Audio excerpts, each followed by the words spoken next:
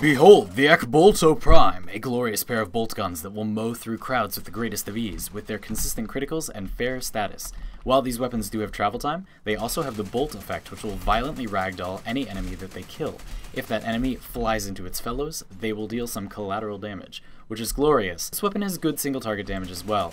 Firing against this bombard, which is not super weak to corrosive and puncture, which is what this weapon has, as you can see we hit a decent time to kill. And we do have punch through on this build, so we could have been doing that to multiple enemies if we could line them up. As you can see, firing at this gunner, I can hit the enemies behind it relatively easily due to this weapon's imperfect accuracy. That can actually be an asset when you're spraying it like this, which is a positive aspect of this weapon in some cases. However, this is one of those weapons with a semi-auto trigger that really shouldn't have one. As you can see, firing this thing semi-auto is pretty disappointing. You really want to be firing it as fast as you possibly can and using it more like an assault rifle. Trigger type doesn't support that, which is a bit of a bummer, so I highly recommend that you bind your fire button to mouse wheel down, which will allow you to be a dirty cheater just like me and fire semi-auto weapons at their true full fire rate. This is the build that you just witnessed. As you can see, it is a mixture of critical and status. Even though this weapon's base status is not that good, we are running 2 multi-shot mods and 2 dual stat mods, so it ends up being pretty alright. We also have incredibly consistent criticals. The critical stats are so good.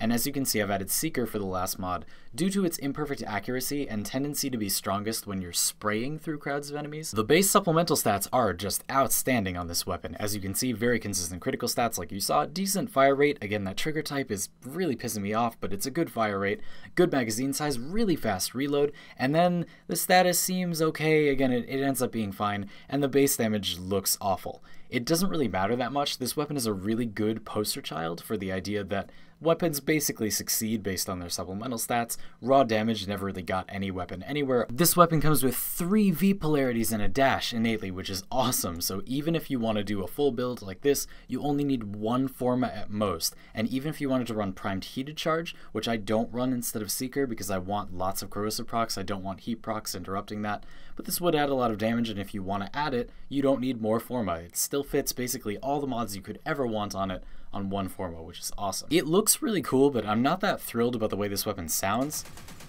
It kind of sounds like little staplers, like you're firing 2 little staplers. It kind of looks like it's firing staples. These are little staple guns. They don't really look like little staple guns, they sound like little staple guns. This weapon is locked to mastery rank 13, which is very high, and for its power level, I think that's actually too high. But there are no weapons in the secondary category that I want to use for like spraying through crowds like an assault rifle, and these weapons do fill that role very well. So that is a possible niche that you can use them for. Thank you very much for partaking in my review of the Akbolto Prime. I hope this helped you decide whether you want to get this weapon for yourself. Subscribe if you had a good time, and if you do, hit the damn bell for me until YouTube fixes its sub feed. I'll see you all next time.